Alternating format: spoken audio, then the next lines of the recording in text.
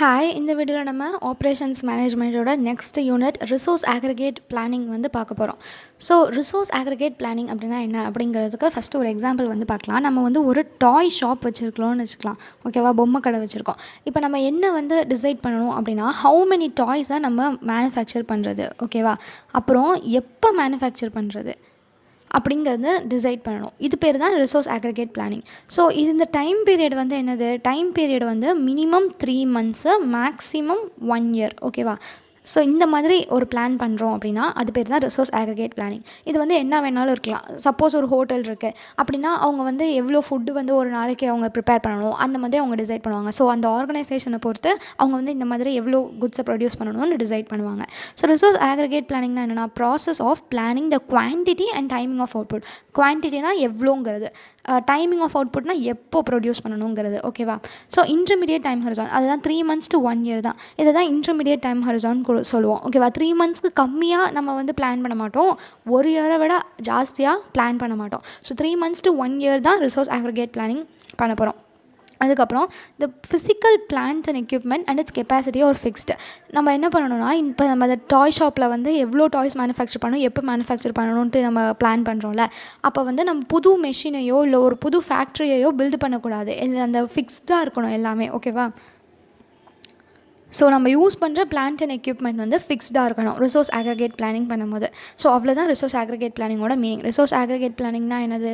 நம்ம எவ்வளோ குட்ஸை ப்ரொடியூஸ் பண்ணணும், எப்போ ப்ரொடியூஸ் பண்ணணுங்கிறது, எந்த பீரியடுக்கு 3 monthsலேருந்து 1 year வரைக்கும். அப்புறம் நம்ம யூஸ் பண்ணுற எக்யூப்மெண்ட்ஸ், மெஷினரி அதெல்லாம் ஃபிக்ஸ்டாக இருக்கணும். புது மெஷினையோ இல்லை புது ஃபேக்ட்ரியையோ நம்ம ஆரம்பிக்கக்கூடாது, ஓகேவா? நெக்ஸ்ட்டு ஸ்டெப்ஸ் இன் ஆக்ரிகேட் பிளானிங். ஸோ ஃபஸ்ட்டு என்ன பண்ணணும்னா, இப்போ நம்மளோட எக்ஸாம்பிளில் டாய் இருக்குதுன்னு வச்சுக்கோங்க. அப்போ நம்பர் ஆஃப் டாய்ஸ் அப்போ எவ்வளோ நம்ம பண்ணணுங்கிறத ஃபஸ்ட்டு டிசைட் பண்ணணும். ஸோ என்ன பண்ணுவோம்? லாஜிக்கல் ஓவரால் யூனிட் வந்து என்னது அப்படிங்கிறது. சப்போஸ் பெயிண்ட்டாக இருந்ததுன்னா கேலன்ஸ் ஆஃப் பெயிண்ட்டுன்னு சொல்லலாம். ஹோட்டலாக இருந்ததுன்னா எவ்வளோ ரூமு அப்படிங்கிற மாதிரி சொல்லலாம். ஸோ ஏதாச்சும் ஒரு யூனிட் வந்து இருக்கணும், கரெக்டாக? இப்போ நம்ம வந்து ஏதாவது ஒரு வாட்டர் பாட்டில் மேனுஃபேக்சர் பண்ணுறோன்னா எவ்வளோ லிட்டர் ஆஃப் வாட்டர் பாட்டிலில் வந்து நம்ம ப்ரொடியூஸ் பண்ணணும் அப்படிங்கிற மாதிரி. அந்த மாதிரி எந்த யூனிட்டை வச்சு நம்ம பேஸ் பண்ணி கால்குலேட் பண்ண போகிறோங்கிறத first step, okay. Second step வந்து என்னென்னா, எவ்வளோ டிமாண்ட் இருக்கும் அப்படிங்கிறது. நெக்ஸ்ட்டு இப்போ நம்ம வந்து 3 months to 1 yearக்கு ஃபோர்காஸ்ட் பண்ண போகிறோம். சப்போஸ் நம்ம கம்பெனி 6 monthsக்கு வந்து பிளான் பண்ணுறோன்னு வச்சுக்கோங்க. நெக்ஸ்ட்டு 6 monthsக்கு அந்த கஸ்டமர்ஸோட டிமாண்ட் வந்து எப்படி இருக்கும் அப்படிங்கிறத நம்ம எஸ்டிமேட் பண்ணணும். அதுதான் செகண்ட் ஸ்டெப். நெக்ஸ்ட் வந்து identification and measurement of relevant காஸ்ட்டெல்லாம் கால்குலேட் பண்ணணும், அவ்வளோதான். இந்த எவ்வளோ லேபர், எவ்வளோ மெட்டீரியலு, அப்புறம் வந்து அதெல்லாம் ஸ்டோரேஜ்க்கு எவ்வளோ ஆகும், அது எல்லாத்தையும் நம்ம கால்குலேட் பண்ணணும். இப்போ நம்ம டாய்ஸை மேனுஃபேக்சர் பண்ண போகிறோன்னா அதுக்கு வந்து பீப்புள் வேணுமா? அப்போ அந்த பீப்புளுக்கு எவ்வளோ கூலி கொடுக்கணும், எவ்வளோ வேஜஸ் கொடுக்க போகிறோம், அது. அப்புறம் என்னென்ன ரா மெட்டீரியல் தேவை, நம்ம பிளாஸ்டிக்கில் செய்ய போகிறோம்னா பிளாஸ்டிக் வாங்கணும், வுட்டில் செய்கிறோன்னா வுட்டு வாங்கணும், அதெல்லாம் கால்குலேட் பண்ணணும். அதுக்கப்புறம் நம்ம டாய்ஸ் எல்லாம் மேனுஃபேக்சர் பண்ணி ஒரு இடத்துல ஸ்டோர் பண்ணி வச்சுருக்கோம்ல, அந்த ஸ்டோரேஜ்க்கு எவ்வளோ காஸ்ட் ஆகும் அதெல்லாம் வந்து கால்குலேட் பண்ணணும். ஸோ இதுதான் ஸ்டெப்ஸ் இன் aggregate planning. 3 step. First one எவ்வளோ யூனிட்ஸ்னு கால்குலேட், எவ்வளோ யூனிட்டை வச்சு நம்ம மெஷர் பண்ண போகிறோங்கிறத ஃபஸ்ட் ஸ்டெப்பில் வந்து டிசைட் பண்ணணும். செகண்ட் ஸ்டெப்பில் நம்மளோட பீரியட்க்கு டிமாண்ட் எவ்வளோ இருக்குங்கிறத எஸ்டிமேட் பண்ணணும். தேர்ட் ஸ்டெப் வந்து என்னது, எவ்வளோ காஸ்ட்லாம் ஆகும் அப்படிங்கிறத எஸ்டிமேட் பண்ணணும். Next aggregate planning under stable demand or unlimited resources. Stable demand அப்படின்னா டிமாண்ட் வந்து ஒரே மாதிரி இருக்கும். இப்போ சப்போஸ் ஏதாவது ஒரு குட்ஸ் இருக்குது அப்படின்னா அந்த குட்ஸ்க்கு எல்லா நாள்லேயும் டிமாண்ட் வந்து அதே மாதிரி தான் இருக்கும், கொஞ்சம் தான் ஏற குறையும். மற்றபடி டிமாண்ட் மோஸ்ட்லி ஸ்டேபிளாக தான் இருக்கும். இப்போ வந்து ஒரு ஹோட்டல் இருக்குதுன்னு வச்சுக்கோங்க. அந்த ஹோட்டல் வந்து அடிக்கடி கஸ்டமர்ஸ் வந்து போயிட்டே இருக்கிற ஹோட்டல் அப்படின்னா எல்லா நாளும் அதே மாதிரி தான் கஸ்டமர்ஸ் வருவாங்க. அப்படியே ஒரு காலேஜ் பக்கத்தில் இருக்குன்னா அடிக்கடி காலேஜ் பிள்ளைங்களாம் வந்து வருவாங்க. அந்த மாதிரி ஸ்டேபிளாக இருக்கும் டிமாண்டு. திடீர்னு ஒரு நாள் எக்கச்சக்கமாக வருவாங்க, திடீர்னு ஒரு நாள் யாருமே வரமாட்டாங்க, அந்த மாதிரி இருக்காது. ஸோ அதுதான் ஸ்டேபிள் டிமாண்டு. ஸ்டேபிள் டிமாண்டில் இருக்கும் போது ஆக்ரிகேட் பிளானிங் எப்படி பண்ணணும்? இல்லைனா அன்லிமிட்டட் ரிசோர்ஸ்னால் எவ்வளோ டிமாண்ட் இருந்தாலும் நம்மளால் அதை மீட் பண்ண முடியும், அவ்வளோ அளவுக்கு நம்மள்கிட்ட ரிசோர்ஸ் இருக்குது அப்படின்ட்டு அர்த்தம். திடீர்னு ஒரு நாளைக்கு வந்து எக்கச்சக்கமாக பேர் வந்து குட்ஸ் வந்து கேட்குறாங்க அப்படின்னா அந்த குட்ஸை நம்மளால் மேனுஃபேக்சர் பண்ணக்கூடிய கெப்பாசிட்டி நமக்கு இருக்குது. அதுதான் அன்லிமிட்டட் ரிசோர்ஸஸ்.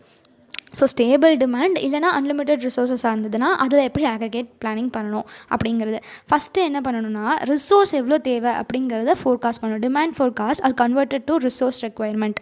நம்ம வந்து டிமாண்ட் எவ்வளோங்கிறத எஸ்டிமேட் பண்ணியிருக்கோம்ல, இந்த ஸ்டெப்பில் எஸ்டிமேட் பண்ணியிருக்கோம்ல, அதை வந்து அந்த டிமாண்டை மீட் பண்ணணும் அப்படின்னா அதுக்கு எத்தனை ஆளுங்களை எம்ப்ளாய் பண்ணணும், எத்தனை மெஷின்ஸ் தேவை, எவ்வளோ பிளாஸ்டிக்கோ நம்ம யூஸ் பண்ண போகிற ரா மெட்டீரியல் எவ்வளோ தேவை அப்படிங்கிறத ஃபஸ்ட்டு ஃபோர்காஸ்ட் பண்ணணும். ஓகே, ஸோ நம்ம எஸ்டிமேட் பண்ணியிருக்கிற டிமாண்டை மீட் பண்ணுறதுக்கு நமக்கு எவ்வளோ ரிசோர்ஸ் தேவை அப்படிங்கிறத ஃபோர்காஸ்ட் பண்ணணும்.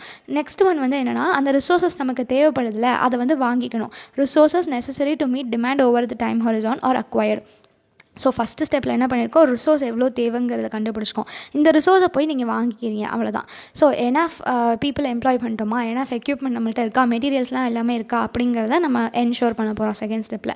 நெக்ஸ்ட் ஒன் வந்து minor variations in demand are handle with overtime or undertime. நம்ம இங்கே டிமாண்டை ஃபோர்காஸ்ட் பண்ணியிருக்கோம்ல, அந்த டிமாண்ட் எக்ஸாக்டாக கரெக்டாக இருக்கும்ன்ட்டு அவசியம் கிடையாது. அந்த டிமாண்ட் வந்து எப்படி வேணாலும் மாறி போகலாம். ஸோ இந்த மாதிரி மாறி போச்சு அப்படின்னா நம்ம என்ன பண்ணுறோன்னா, சப்போஸ் நம்ம ஃபோர்காஸ்ட் பண்ண டிமாண்ட் வந்து இப்போ நம்ம வந்து டாய் கம்பெனியே எக்ஸாம்பிள் வச்சுருக்கோம். நம்ம வந்து 500 ப்ராடக்ட் அவங்க வாங்குவாங்க, 500 பொம்மையை வாங்கிட்டு போவாங்கன்னு நம்ம எஸ்டிமேட் பண்ணி வச்சுருக்கோம். ஆனால் 600 இருக்குது டிமாண்ட். அப்படின்னா என்ன பண்ணுறதுன்னா ஒர்க்கரை ஓவர் டைம் வேலை பார்த்து இன்னும் கொஞ்சம் டாய்ஸ்லாம் நீங்கள் மேனுஃபேக்சர் பண்ணுங்கள் அந்த மாதிரி சொல்லுவோம்.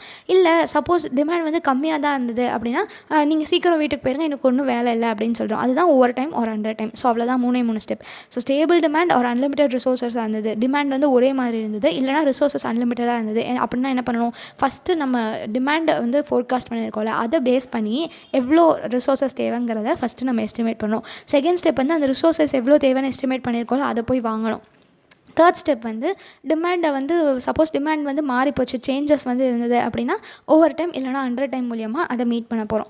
Next aggregate resource planning under fluctuating demand. Fluctuating டிமாண்ட்னா டிமாண்ட் வந்து மாறிக்கிட்டே இருக்கும் அப்படின்ட்டு அர்த்தம். சப்போஸ் ஒரு ஐஸ்கிரீம் ஷாப் இருக்குது, ஐஸ்கிரீம் வந்து வின்டர் சீசன்லேயோ மழை பெஞ்சாலோ யாரும் சாப்பிட மாட்டாங்க, சம்மர் சீசனில் தான் சாப்பிடுவாங்க. ஸோ டிமாண்ட் மாறிட்டே இருக்கும். இல்லைனா ஸ்வெட்டர் விற்கிற கடைலாம் இருக்குன்னா ஸ்வெட்டர்லாம் சம்மர் சீசனில் யாரும் வாங்க மாட்டாங்க. ஸோ இந்த மாதிரி டிமாண்ட் வந்து மாறிக்கிட்டே இருக்குது. ஃப்ளக்சுவேட்டிங் டிமாண்டாக இருந்துச்சு அப்படின்னா அதில் எப்படி ஆக்ரிகேட் ரிசோர்ஸ் பிளானிங் பண்ணணும் அப்படிங்கிறது.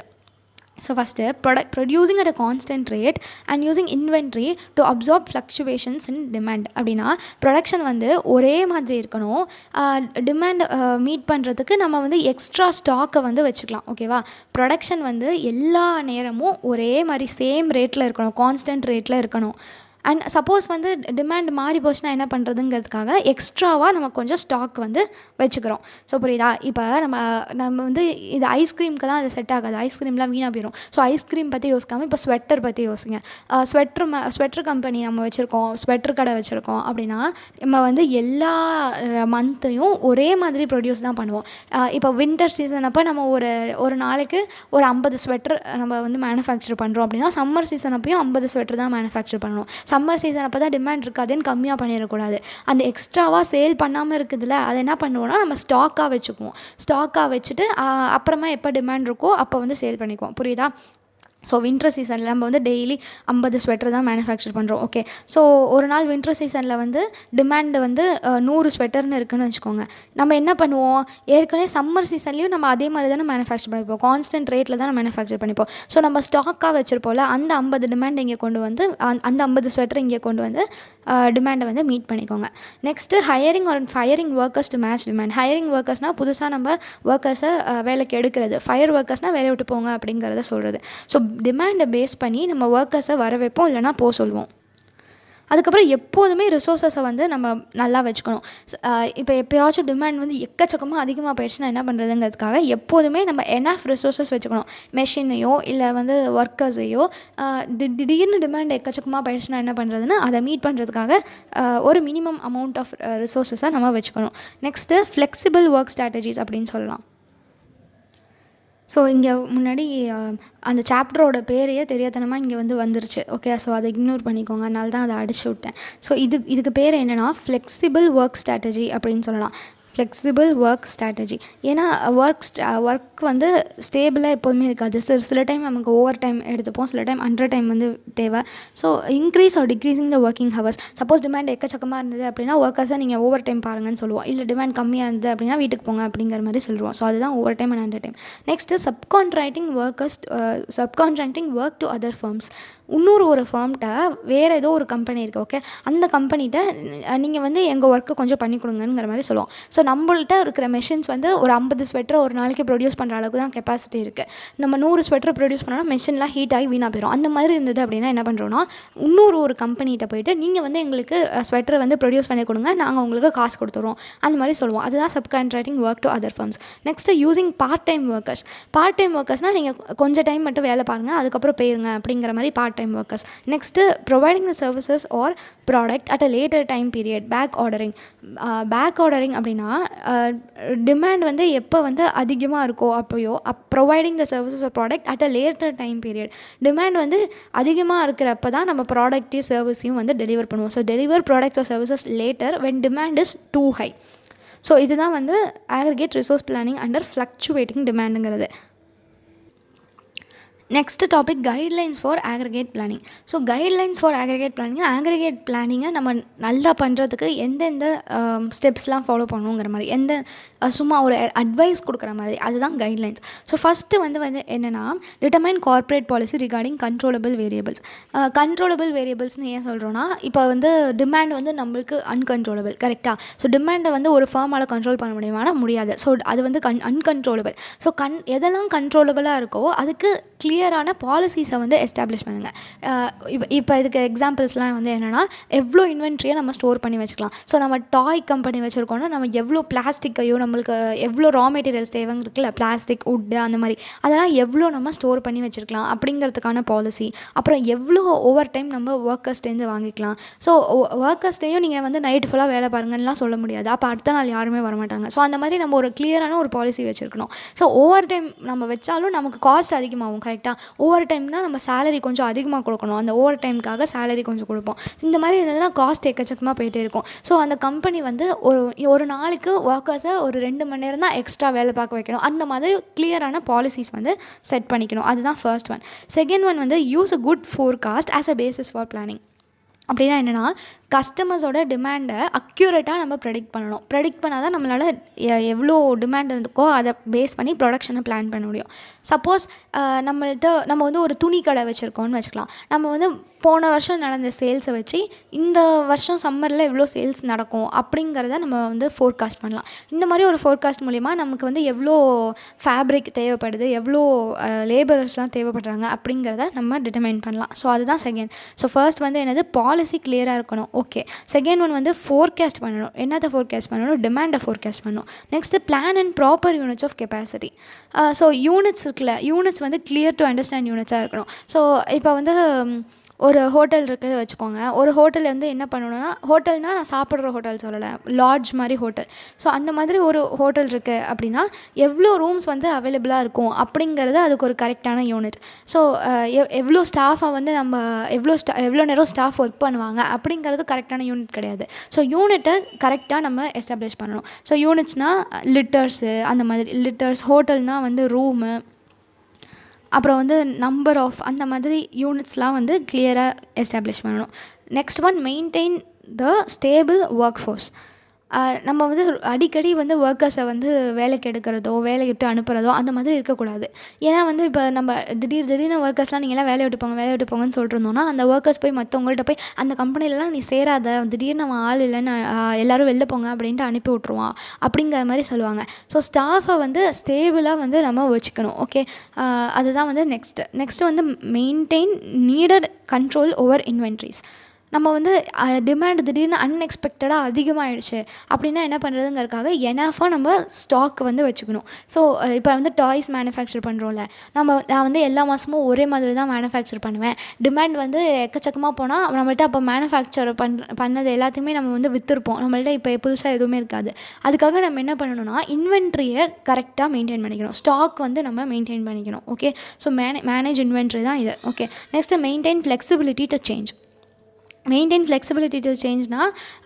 நம்ம வந்து பிளான் வந்து மாற்றக்கூட மாதிரி இருக்கணும். பிளான் வந்து ஒரே மாதிரி தான் இருக்கும், அதை மாற்றவே முடியாது, அந்த மாதிரி இருக்கக்கூடாது. ஸோ சப்போஸ் திடீர்னு வந்து நம்மளுக்கு நம்ம ஊரில் வந்து எப்படி வேணாலும் இருக்கும்ல கிளைமேட், திடீர்னு மழை பெய்யும், அந்த மாதிரிலாம் இருக்குது அப்படின்னா இப்போ ரெயின் கோட் கம்பெனி இல்லை ஸ்வெட்டர் கம்பெனி அவங்கெல்லாம் வந்து இந்த மாதம் மழையே பெய்யாது அப்படிங்கிற மாதிரி நம்ம வந்து அதனால நான் எதுவுமே ப்ரொடியூஸே பண்ண மாட்டேன் அப்படிங்கிற மாதிரி இருக்கக்கூடாது. ஸோ நம்ம பிளானை சேஞ்ச் பண்ணுறதுக்கான ஃப்ளெக்சிபிலிட்டி நம்மள்கிட்ட இருக்கணும். சப்போஸ் திடீர்னு வந்து அன்எக்ஸ்பெக்டடாக ஒரு ரெயின் வந்து வர ஆரம்பிச்சிருச்சு, சைக்ளோன் வந்து எக்கச்சக்கமாக மழை பெய்ய ஆரம்பிச்சிச்சு அப்படின்னா அந்த ரெயின் கோட் மேனுஃபேக்சரால் குயிக்காக ப்ரொடக்ஷனை இன்க்ரீஸ் பண்ணக்கூடிய திறமை வந்து இருக்கணும். ஸோ அதுதான் maintain flexibility to change. So இதெல்லாம் தான் கைட்லைன்ஸ். ஸோ கைட்லைன்ஸ் வந்து என்னது, பாலிசி வந்து கிளியராக இருக்கணும். செகண்ட் ஒன் நம்ம ஃபோர்காஸ்ட் வந்து கிளியராக இருக்கணும். தேர்ட் வந்து யூனிட்ஸ். ஓகே. ஃபோர்த் வந்து ஒர்க் ஃபோர்ஸை ஸ்டேபிளாக வச்சுக்கணும், அடிக்கடி வேலையை விட்டு அனுப்புகிறதோ வேலைக்கு எடுக்கிறதோ இருக்கக்கூடாது. நெக்ஸ்ட்டு இன்வென்ட்ரியில் ஒரு கண்ட்ரோல் இருக்கணும். ஓகே. அடுத்தது maintain flexibility to change. Next வந்து respond to demand in a controlled manner. கஸ்டமர்ஸோட டிமாண்டை நம்ம வந்து ரஷ் பண்ணியோ இல்லை அதிகமாக நம்ம ஸ்பெண்ட் பண்ணியோ மீட் பண்ணணுன்ட்டு கிடையாது. ஓகேவா. ஸோ சப்போஸ் நம்ம வந்து பேக்கரி இருக்குது அப்படின்னா நம்ம என்ன பண்ணலாம் அப்படின்னா ஃபெஸ்டிவல் சீசனில் வந்து அதிகமாக ப்ரொடியூஸ் பண்ணலாம். ஸோ இப்போ கிறிஸ்மஸ்லாம் இருக்குது அப்படின்னா கேக் நிறைய பேர் வாங்குவாங்க, கரெக்டாக. ஸோ அப்போ என்ன பண்ணலாம், கிறிஸ்மஸ் சீசனில் டிசம்பரில் இருக்குமா, ஸோ டிசம்பர் மட்டும் ஒர்க்கர்ஸை ஓவர் டைம் எம்ப்ளாய்மெண்ட் பண்ணலாம். புதுசாக நம்ம வந்து டெம்பரவரியாக ஒர்க்கர்ஸை ஹையர் பண்ணுறதுக்கு பதிலாக நம்ம வந்து ஓவர் டைம் வச்சுக்கலாம். இதுதான் வந்து respond to demand in a controlled மேனருங்கிறது.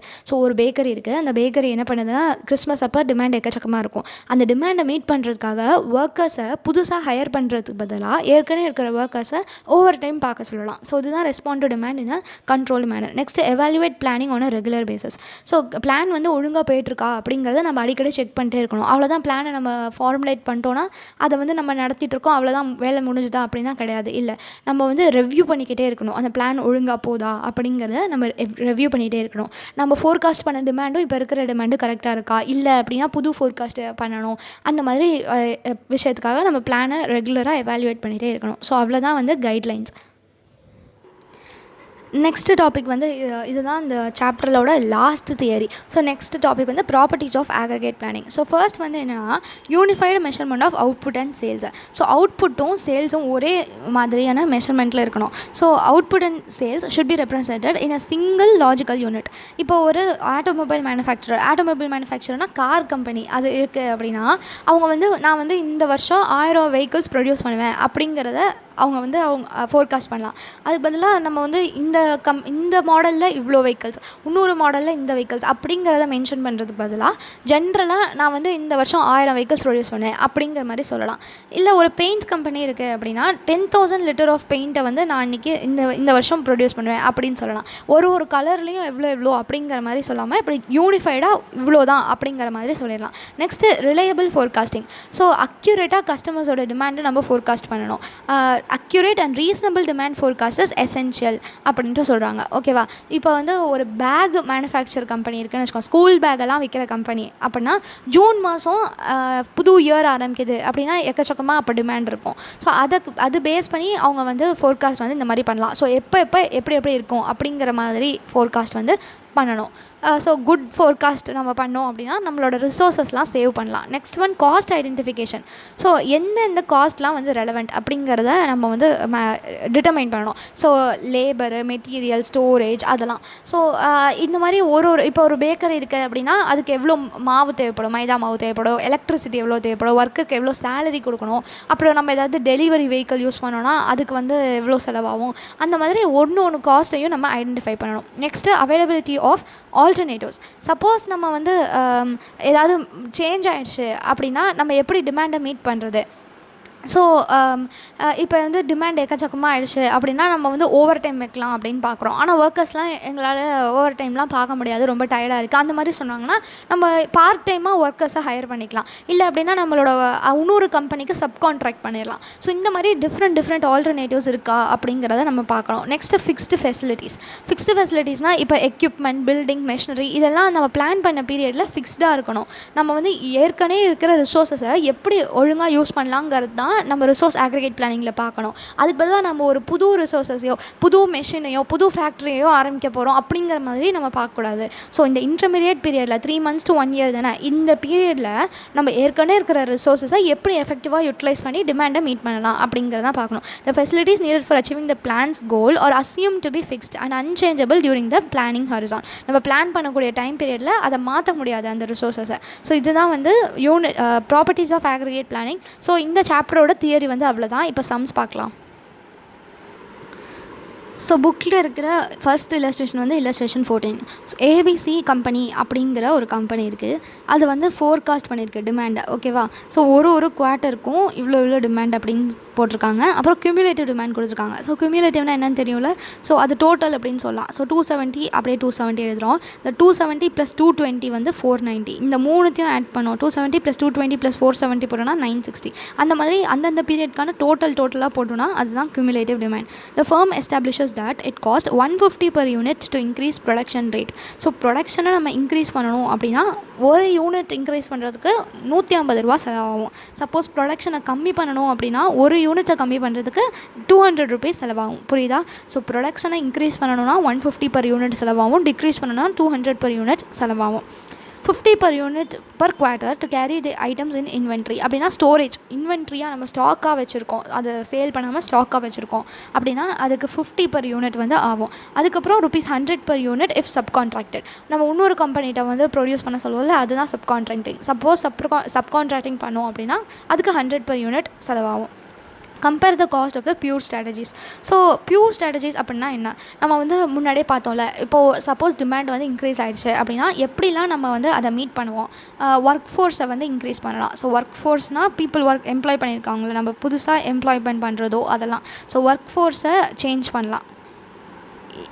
Next வந்து என்ன பண்ணலான்னா நம்ம வந்து இன்வென்ட்ரி வச்சு மீட் பண்ணலாம். ஸோ ஸ்டாக்காக நம்ம குட்ஸை வந்து வச்சு நம்ம ஸ்டேபிளாக எப்போதுமே ப்ரொடியூஸ் பண்ணிவிட்டு சேல் ஆகலைன்னா அதை ஸ்டாக்காக வச்சுட்டு அதுக்கப்புறம் டிமாண்ட் அதிகமாக போயிடுச்சுன்னா ஏற்கனவே நம்ம ஸ்டாக்காக வச்சுருக்கிறத வந்து விற்றுடலாம். நெக்ஸ்ட் வந்து சப்கான்ட்ராக்டிங். ஸோ இந்த மூணு தான் என்னன்னு சொல்கிறோன்னா பியூர் ஸ்ட்ராட்டஜிஸ்னு சொல்கிறோம். ஸோ இந்த ஸ்ட்ராட்டஜியை வச்சு நம்ம எவாலுவேட் பண்ணணும் அப்படிங்கிறது கொடுத்துருக்காங்க. ஓகேவா?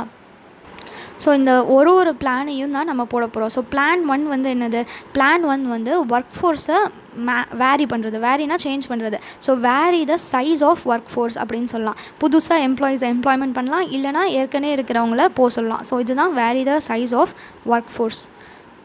ஸோ இது என்ன அப்படின்னா, இப்போ நம்ம வந்து இங்கே பார்த்தோம்ல, நம்ம it cost 150 per unit to increase production. So ப்ரொடக்ஷனை இன்க்ரீஸ் பண்ணணும் அப்படின்னா புதுசாக எம்ப்ளாயீஸை எம்ப்ளாய் பண்ணணும். ஒர்க் ஃபோர்ஸை புதுசாக எம்ப்ளாய் பண்ணோன்னா ப்ரொடக்ஷன் இன்க்ரீஸ் ஆகும்.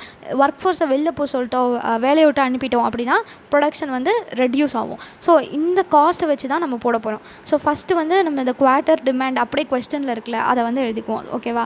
So first quarter demand. Quarter வந்து எத்தனை குவார்ட்டர் கொடுத்துருக்காங்க, 8 குவார்ட்டர் வந்து கொடுத்துருக்காங்களா? ஸோ 8 வரைக்கும் எழுதிக்கோங்க. 1 2 3 4 5 6 7 8. நெக்ஸ்ட்டு டிமாண்ட் எழுதிக்கோங்க. 270 220 270 220 470 670 450 470 670 450 270 200 370 270 300 270 200 370. ஓகே, 270 200 370. இப்போ வந்து இன்க்ரீஸ் பண்ண போகிறோமா டிக்ரீஸ் பண்ண போகிறோமான்னு போடணும். ஸோ இன்க்ரீஸ்னு ஒரு காலமை இன்க்ரீஸ் பண்ணோன்னா அதுக்கு எவ்வளோ காஸ்ட் ஆகும், நெக்ஸ்ட்டு டிக்ரீஸ் பண்ணோன்னா எவ்வளோ காஸ்ட் ஆகும், அதுக்கப்புறம் டோட்டல் காஸ்ட்டு.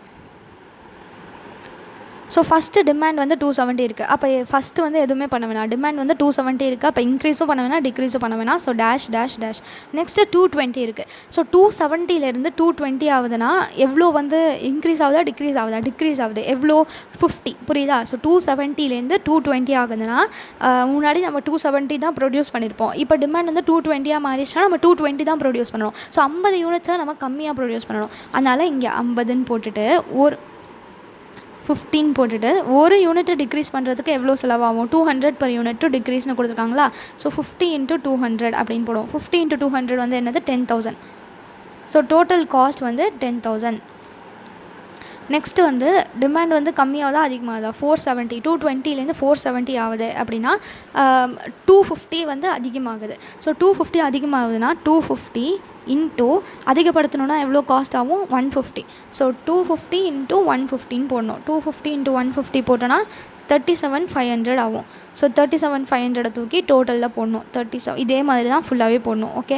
ஸோ நெக்ஸ்ட் என்ன கொடுத்துருக்காங்க 470 வந்து 670 மாறுது அப்படின்னா 200 அதிகமாகுது. அப்போ 200 இன்ட்டு 150 200 இன்ட்டு 150 வந்து 30,000. ஸோ இதையே தூக்கி டோட்டலில் போட்டணும். ஈஸியாக தானே இருக்குது. ஸோ போன குவார்ட்டரையும் இந்த குவார்ட்டரையும் கம்பேர் பண்ணி டிமாண்டை வந்து அதிகமாக இருக்கா கம்மியாக இருக்கான்னு பார்க்கணும். ஸோ டிமாண்ட் அதிகமாச்சுன்னா நம்ம அதிகமாக குட்ஸை ப்ரொடியூஸ் பண்ணணும். ஸோ அதிகமாக ப்ரொடியூஸ் பண்ணால் எவ்வளோ செலவாகுங்கிறத போடுறோம். ஸோ நெக்ஸ்ட்டு வந்து 670லேருந்து 450னா கம்மியாகுது. எவ்வளோ கம்மியாகுது 220 கம்மியாகுது. ஸோ கம்மியாச்சுன்னா இந்த காலமில் போடணும். 220 இன்ட்டு 200 44,000 வரும். So total காலமில் 44,000. நெக்ஸ்ட்டு வந்து 450லேருந்து 270னா இப்போயும் கம்மியாக தான் ஆகுது. எவ்வளோனா 180 கம்மியாகுது. ஸோ 180 இன்ட்டு 200 போட்டோன்னா 36,000 வரும். ஸோ டோட்டலில் 36,000. ஸோ வீடியோஸ் வந்து இப்போ நிறைய பேர் பார்க்குறதே இல்லை. ஏன்னு தெரில, எக்ஸாம் அப்போ தான் பார்ப்பாங்களா என்னன்னு தெரில. ஸோ நீங்கள் வந்து வீடியோக்கோ ஃபீட்பேக் வந்து கொடுங்க கமெண்ட்டில். உங்களுக்கு புரியுதா புரியலையா, இந்த வேறு மாதிரி நடத்தினா உங்களுக்கு புரியுமா, அந்த மாதிரி ஃபீட்பேக் வந்து எனக்கு கமெண்ட்ஸில் சொல்லுங்கள். ஏதாவது நீங்கள் சொன்னீங்கன்னா தான் வந்து எனக்கு தெரியும். ஓகே. ஸோ இதுக்கு வந்து போட்டிருக்கேன் 270லேருந்து 200னா கம்மியாகுது. ஆனால் 70 கம்மியாகுது. அதனால் 70 இன்ட்டு 200 போட்டு 14,000 போட்டிருக்கேன். 200லேருந்து 370னா 170 அதிகமாகுது. ஸோ 170 அதிகமாச்சுன்னா 170 இன்ட்டு 150 போட்டோன்னா 25,500 வரும். ஸோ இங்கேயும் 25,500. அவ்வளோதான். இப்போ டோட்டல் காஸ்ட்டோட காலமை வந்து டோட்டல் பண்ணுங்கள். ஸோ இது எல்லாத்தையும் நம்ம ஆட் பண்ணோன்னா 10,000 + 37,500 + 30,000 + 44,000 + 36,000 + 14,000 + 25,500 போட்டோன்னா 1,97,000 வந்து கிடைக்கும். ஸோ இவ்வளோ வந்து செலவாகுது. பியூர் ஸ்ட்ராட்டஜி 1 பிளான் 1 படி where is the size of work force பண்ணோன்னா நமக்கு இவ்வளோ செலவாகுது. So next plan 2. பிளான் 2 வந்து என்னென்னா இன்வென்ட்ரியோட லெவலை மாற்றுறது. நான் அது ஏற்கனவே சொன்னேன்ல. ஸோ டிமாண்ட் எவ்வளோ இருக்குது அப்படின்லாம் நம்ம பார்க்க மாட்டோம். ஸ்டேபிளாக தான் நம்ம ப்ரொடியூஸ் பண்ணுவோம். ஸோ ஸ்டேபிளாக ப்ரொடியூஸ் பண்ணிட்டு சப்போஸ் எக்ஸ்ட்ராவாக நம்ம ப்ரொடியூஸ் பண்ணியிருந்தோன்னா அதை ஸ்டாக்கில் வச்சுட்டு அதுக்கு அடுத்தது வந்து எப்போ டிமாண்ட் அதிகமாக இருக்கோ அப்போ வந்து ஸ்டாக்லேருந்து எடுத்து நம்ம சேல்ஸ் பண்ணுவோம். ஸோ அதுதான் வந்து இந்த பிளான் படி. ஸோ இது நான் சொல்கிறது புரியுதா. நம்ம எப்போதுமே நம்ம ஒரு பாலிசி வச்சுருப்போம். எப்போதுமே நான் 200 யூனிட்ஸ் தான் ப்ரொடியூஸ் பண்ணுவேன். அந்த மாதிரி நம்ம ஒரு பாலிசி வச்சுருப்போம். ஸோ சப்போஸ் வந்து நம்மளோட டிமாண்ட் வந்து 180 யூனிட்ஸாக இருந்தது அப்படின்னா இந்த 180 யூனிட்ஸை சேல் பண்ணிட்டு மீதி 20 யூனிட்ஸை நம்ம ஸ்டாக்காக வச்சுருப்போம். அப்போ எப்போயாவது டிமாண்ட் வந்து அதிகமாச்சு அப்படின்னா 200 விட அதிகமாக இருந்தது அப்படின்னா நம்ம இந்த மீதியை வந்து இந்த ஸ்டாக்லேருந்து எடுத்து அந்த டிமாண்டை மீட் பண்ணிடுவோம். ஸோ இதுதான் இந்த பிளான் படி அப்படி தான் பண்ணணும். ஸோ ஃபஸ்ட்டு 2 காலமும் அப்படியே போன பிளானில் இருக்கிறத அப்படியே காப்பி பண்ணிக்கிறேன். ஸோ குவார்ட்டர் டிமாண்ட் அப்படிங்கிறத நான் கால்குலேட் பண்ணிட்டேன். இப்போ என்ன பண்ணணும் அப்படின்னா எவ்வளோ குட்ஸை நம்ம ப்ரொடியூஸ் பண்ணுறது அப்படிங்கிறத கண்டுபிடிக்கணும். அது எப்படி கண்டுபிடிப்பிங்கன்னா இந்த டிமாண்ட் இருக்குல்ல, இந்த டிமாண்ட் எல்லாத்துக்கும் ஆவரேஜ் எடுத்து கண்டுபிடிக்கணும். புரியுதா. ஸோ நம்ம ப்ரொடக்ஷன் எவ்வளோ பண்ணுவோங்கிறது ஆவரேஜ் டிமாண்ட் அப்படிங்கிறது. நான் இதில் எக்ஸாம்பிளில் 200 தான் எப்போதுமே ப்ரொடியூஸ் பண்ணுவோம் அந்த மாதிரி சொன்னேன்ல. அந்த மாதிரி இந்த சம்மில் எப்போதுமே நம்ம என்ன டிமாண்ட் ஆனாலும் சரி நம்ம எப்போதுமே இவ்வளோ யூனிட்ஸ் தான் ப்ரொடியூஸ் பண்ணுவோம். அந்த யூனிட்ஸ் எப்படி கண்டுபிடிக்கணும்னா இந்த மொத்த டிமாண்டுக்கு ஆவரேஜ் எடுக்கணும். ஸோ ஃபஸ்ட்டு டோட்டல் போட்டணும். டோட்டல் போட்டோன்னா 2920 வரும். இந்த 2920 டிவைடட் பை 8 ஆவரேஜ் பண்ணணும்னா 8ஆல் தானே டிவைட் பண்ணுவோம். அது 8 இருக்குல்ல, அதனால் 8ஆல் டிவைட் பண்ணணும். ஸோ 2920 டிவைடட் பை 8 போட்டோன்னா நம்ம எவ்வளோ ப்ரொடியூஸ் பண்ணணுங்கிறது தெரியும். ஸோ ப்ரொடக்ஷன் லெவல் PRDN ஷார்ட்டாக எழுதுகிறேன். PRDNனா ப்ரொடக்ஷன் லெவல். இது எப்படி கண்டுபிடிக்கணும்னா 2920 divided by 8. So 2920 divided by 8 போட்டோன்னா 365 வரும். ஸோ எல்லா குவார்ட்டருக்கும் நம்ம 365 தான் ப்ரொடியூஸ் பண்ணணும்.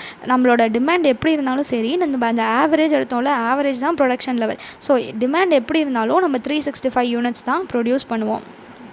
ஓகேவா. நெக்ஸ்ட்டு வந்து சேஞ்ச் இன் இன்வென்ட்ரி அப்படின்னா இப்போ நம்ம வந்து எப்போதுமே 365 தான் ப்ரொடியூஸ் பண்ணுறோம். ஸோ டிமாண்ட் வந்து எப்போயாவது கம்மியாக இருந்ததுன்னா மீதி இருக்கிறத நம்ம என்ன பண்ணுவோம், ஸ்டாக்காக வச்சுக்குவோம். அதானே சொன்னேன் முன்னாடி. அதுதான் எவ்வளோ அப்படின்னா நம்ம 365 யூனிட்ஸ் ப்ரொடியூஸ் பண்ணுறோம். ஆனால் டிமாண்டு 270 தான் இருக்குது. அப்போ ரிமைனிங் எவ்வளோ 365 மைனஸ் 270 போட்டோன்னா 95 கிடைக்கும். ஸோ 95 நம்ம ஸ்டாக்காக வச்சுப்போம். அதுதான் சேஞ்ச் இன் இன்வென்ட்ரியில் போடணும். ஓகே. நெக்ஸ்ட் வந்து நம்ம 365 ப்ரொடியூஸ் பண்ணுறோம். ஆனால் 220 தான் டிமாண்ட் இருக்குது. அப்போ 365 மைனஸ் 220 போட்டோன்னா 145 கிடைக்கும். ஓகே, ஸோ 145 தான் change in inventory. Next 365 produce பண்ணுறோம், ஆனால் டிமாண்ட் வந்து 470 இருக்குது. அப்போனா 365 மைனஸ் 470 போடணும், மைனஸில் வரும், மைனஸ் 105 வரும். ஸோ இது எப்படி கண்டுபிடிக்கணும்னா, ஸோ இதை ஏன்னு வச்சுக்கலாம். ஓகே, நான் வேறு கலரில் எழுதுகிறேன். இதை ஏன்னு வச்சு இதை வந்து பின்னு வச்சோம் அப்படின்னா, சாரி, இதை வந்து குவார்ட்டர் தான் வந்து ஏல வரும். ஸோ ஏ, இது ஏ, இது பி, இது சி, டி. டி வந்து எப்படி கண்டுபிடிக்கணும்? C minus B, C minus B, C minus பின்னு போட்டோன்னா நமக்கு டி கிடைக்கும். அப்போ டிமாண்ட் வந்து 365 இருக்குது, டிமாண்ட் வந்து 670 இருக்குது, ஆனால் ப்ரொடக்ஷன் 365 இருக்குன்னா 365 மைனஸ் 670 போட்டோன்னா மைனஸ் 305 கிடைக்கும். ஸோ இந்த ரெண்டு காலம் மைனஸ் பண்ணுறோம், அவ்வளோதான். 365 மைனஸ் 450 போட்டோன்னா மைனஸ் 85, 365 மைனஸ் 270 போட்டோன்னா 95, 365 மைனஸ் 200 போட்டோன்னா 165, 365 மைனஸ் 370 போட்டோன்னா மைனஸ் 5. ஓகே, ஸோ இப்போ நெக்ஸ்ட்டு, இப்போ ஃபஸ்ட்டு என்ன பண்ணுறோம், 95 இருக்குதுன்னு வைக்கிறோம், 95 ஸ்டாக்கில் வச்சுக்கிறோம். ஸோ டிமாண்ட் வந்து 270 தான் இருக்குது, ஆனால் நம்ம 365 ப்ரொடியூஸ் பண்ணுறதுனால 95 வந்து நம்ம ஸ்டாக்கில் வைக்கிறோம். கரெக்டாக? ஸோ 95 வந்து என்னவாக இருக்குது, நான் எக்ஸ்பிளைன் பண்ணுறதுக்காக சொல்கிறேன். இது வந்து ஸ்டாக்காக இருக்குது, 145 ஸ்டாக்காக இருக்குது. சப்போஸ் இப்போ மைனஸில் வந்ததுன்னா இந்த ஸ்டாக்கை வச்சு நம்ம இந்த மீட் பண்ணிடலாம்ல, கரெக்டாக? ஸோ அதுக்காக இப்போ என்ன பண்ண போகிறோம்னா, க்யூமுலேட்டிவாக போட போகிறோம். புரியுதா? நம்ம வந்து மைனஸில் வந்ததுன்னா நம்ம போன குவார்ட்டர் ரெண்டுத்துலேயும் நம்ம வந்து ஸ்டாக்காக வச்சுருக்கோம். ஸோ அந்த ஸ்டாக்கை வச்சு நம்ம மீட் பண்ணிடலாம். ஸோ இப்போ குமுலேட்டிவ் இன்வென்ட்ரி போட போகிறோம். ஸோ குமுலேட்டிவ் எப்படி போடணும்னு தெரியல. ஸோ குமுலேட்டிவ், க்யூம்னு மட்டும் போடுறேன் ஸ்பேஸ் இல்லாததுனால. குமுலேட்டிவ் இன்வென்ட்ரி 95னா 95 அப்படியே எழுதிடும். அப்போ 95 ப்ளஸ் 145, 95 ப்ளஸ் 145 வந்து 240, 240 மைனஸ் 105, 240 மைனஸ் 105 வந்து 135, 135 minus 305 minus 170, minus 170 minus 85, minus minus வந்துச்சுன்னா ஆட் பண்ணி மைனஸ் சைன் போடணும். ஸோ மைனஸ் 255, மைனஸ் 255 மைனஸ் 95 போட்டோன்னா மைனஸ் 160, மைனஸ் 160 மைனஸ் 165 போட்டோன்னா plus 5, minus 160 minus 165, sorry minus 160 plus 165 போட்டோன்னா ப்ளஸ் 5. ஸோ அக்யூமுலேட்டிவ்னா ஆட் பண்ணி போடுவோம். ஓகே, நெக்ஸ்ட்டு 5ம் 5னா 0. இதுதான் குமுலேட்டிவ். ஸோ இந்த குமுலேட்டிவ் மூலயமா நம்ம என்ன அண்டர்ஸ்டாண்ட் பண்ணுறோம், நம்மளுக்கு வந்து எக்ஸ்ட்ராவாக ஸ்டாக் இருக்குது அப்படின்னா அதை வச்சு நெகட்டிவாக வரப்போ நம்ம அந்த ஸ்டாக்கை வச்சு டிமாண்டை மீட் பண்ணிடுறோம்னு சொல்லலாம். ஸோ இப்போ வந்து எந்த ப்ராப்ளமும் இல்லை. ஃபஸ்ட்டு 3 குவார்ட்டர் வந்து நம்ம ஏற்கனவே இருக்கிற டிமாண்டை வச்சியோ, ஏற்கனவே இருக்கிற இன்வென்ட்ரியை வச்சியோ, இல்லை நம்ம ப்ரொடக்ஷனை வச்சியோ நம்ம வந்து அந்த டிமாண்டை மீட் பண்ணிடுறோம். ஆனால் அந்த மைனஸில் வருதில்ல, இந்த மைனஸில் வரும்போது நம்மளால் டிமாண்டை மீட் பண்ண முடியல. ஓகேவா? ஸோ எப்போ வந்து மைனஸில் இருக்கிறதுல எது அதிகம்னா மைனஸ் 255. நான் சொல்கிறது புரியுதா? ஸோ பாசிட்டிவாக வந்ததுன்னா நம்ம வந்து ப்ரொடக்ஷனை வச்சியோ இல்லை நம்ம ஸ்டாக்கை வச்சியோ டிமாண்டை மீட் பண்ணிடுறோம். ஆனால் மைனஸில் வந்துச்சுன்னா இந்த ரெண்டு தாலையும் நம்ம டிமாண்டை மீட் பண்ணவே முடியல. ஸோ மைனஸ் 255 தான் இதில் இருக்கிறதுலே அதிகம். டிமாண்டை மீட் பண்ண முடியாததில் எது அதிகம்? மைனஸ் 255. ஸோ இந்த மூணுத்தில் எது அதிகம்னு பாருங்கள், மைனஸ் 255 தானே அதிகம். அப்போ வந்து ப்ரொடக்ஷனை வந்து மைனஸ் 255 ப்ரொடக்ஷனை வந்து 255 வச்சுக்கோங்க. புரியுதா? ஸோ மேக்ஸிமமாக டிமாண்ட் வந்து 255 இருக்கும். அதனால நம்ம இந்த மேக்ஸிமம் டிமாண்டுக்கு ப்ரொடியூஸ் பண்ணுறோம் அப்படின்ட்டு சொல்கிறேன். இப்போ நெக்ஸ்ட் என்ன பண்ணணும்னா அட்ஜஸ்டட் இன்வென்ட்ரின்னு ஒரு காலம் போடணும். ஸோ நம்ம என்ன பண்ணுறோன்னா மைனஸில் இருக்கிறதுல எது பெருசுன்னு பார்க்குறோம். அந்த பெருசாக இருக்கிறது தான் வந்து நம்ம எப்போதுமே ப்ரொடக்ஷன் வச்சுக்க வேண்டியது. ஸோ அது மோஸ்ட்லி டிமாண்ட் வந்து இவ்வளோ தான் இருக்கும், மைனஸ் 255 இருக்கும். ஸோ அதனால நம்ம வந்து எப்போதுமே அந்த லெவலுக்கு ப்ரொடியூஸ் பண்ணோம் அப்படின்னா நம்ம டிமாண்டை மீட் பண்ணிடலாம் அப்படிங்கிறதுக்காக அதை சொல்கிறேன். இப்போ நெக்ஸ்ட்டு அட்ஜஸ்டட் இன்வென்ட்ரி.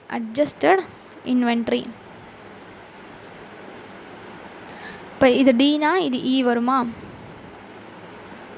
இது இ, இது எஃப். எஃப் வந்து எப்படி போடணும்னா இ ப்ளஸ் இந்த அதிகமானது எவ்வளோ, இந்த 255, இ ப்ளஸ் 255 அப்படின்னு போடணும். ஓகே,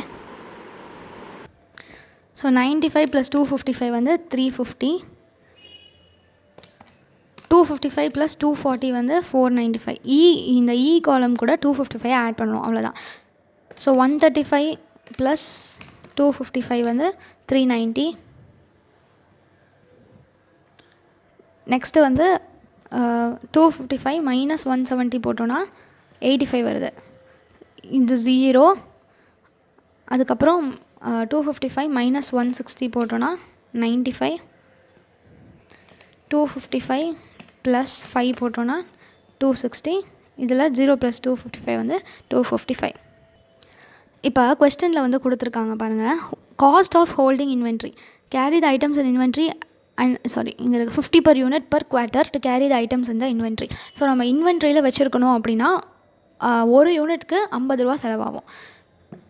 ஸோ அதை காஸ்ட் ஆஃப் கேரிங் இன்வென்ட்ரி அப்படின்ட்டு ஒரு காலம் வந்து போடணும். ஓகே, ஸோ புக்கில் என்ன கொடுத்துருக்காங்க, 50 per unitனு கொடுத்துருக்காங்களா, அப்போனா இந்த எஃப் தான் அட்ஜஸ்டட் இன்வென்ட்ரி, இந்த எஃப் இன்ட்டு 50 அப்படின்னு போடணும். ஸோ அட்ஜஸ்டட் இன்வென்ட்ரியோட 50 ரூபா மல்டிபிள் பண்ணுவோம் அப்படின்னா காஸ்ட் ஆஃப் கேரிங் இன்வென்ட்ரி எவ்வளோன்னு கிடைக்கும். ஸோ 350 × 50 50 × 350 போட்டோன்னா 17,500. இப்போ வந்து டோட்டல் போட்டு வரணும், அதனால் நீங்கள் கிராண்ட் டோட்டல் போட்டுக்கணும். ஓகே, ஸோ இன்ட்டு 495 போட்டோன்னா 24,750. 50 × 390 வந்து 19,500. 50 × 85 வந்து 4,250. 50 × 0 வந்து 0. 50 × 95 வந்து 4,750. 50 × 260 வந்து 13,000. 50 × 255 வந்து 12,750. இப்போ கிராண்ட் டோட்டல் போட்டிங்கன்னா 96,500 கிடைக்கும். ஸோ அவ்வளோதான் இந்த பிளான் 2. இது எப்படின்னு புரியுதா? ஸோ இந்த பிளான் 2 படி எப்படின்னா, நம்ம எல்லா குவார்ட்டர்லேயும் ஒரே மாதிரியான ப்ரொடக்ஷன் தான் இருக்கும். ஸோ நம்ம வந்து டிமாண்ட் அதிகமாகச்சுன்னு அப்படின்னா நம்ம அதிகமாக ப்ரொடியூஸ் பண்ண மாட்டோம். ஓகே, எப்போதுமே ஒரே மாதிரியான ப்ரொடக்ஷன் தான் பண்ணிகிட்ருப்போம். ஸோ எக்ஸ்ட்ராவாக இருந்தது அப்படின்னா அதை ஸ்டாக்காக ஸ்டோர் பண்ணி வச்சுட்டு எப்போ டிமாண்ட் அதிகமாக இருக்கோ அப்போ மீட் பண்ணிக்குவோம். இதுதான் வந்து இந்த பிளான் 2ஓட கான்செப்ட். ஸோ குவார்ட்டர் டிமாண்ட் எழுதிக்கிறோம். இப்போ டிமாண்டோட ஆவரேஜ் எடுத்து அந்த ஆவரேஜ் எவ்வளவோ அவ்வளோதான் ப்ரொடியூஸ் பண்ண போகிறோம். அதுதான் production level. Next change in inventory. Change in inventory வந்து ப்ரொடக்ஷன் லெவலையும் டிமாண்டையும் கம்பேர் பண்ணி போடுறது. So production level minus demand அப்படின்னு போட்டு போடுறோம். ஸோ ஃபஸ்ட்டு 2 குவார்ட்டர்லேயும் வந்து நம்ம ஸ்டாக்காக ஸ்டோர் பண்ணி வச்சுக்கிறோம். அதனால் தேர்ட் குவார்ட்டரில் வந்து கம்மியாகிறப்ப நம்ம அந்த ஸ்டாக்கை வச்சு மீட் பண்ணிடுறோம். அப்போ தான் கியூமுலேட்டிவ் போடுறோம். Next adjusted inventory.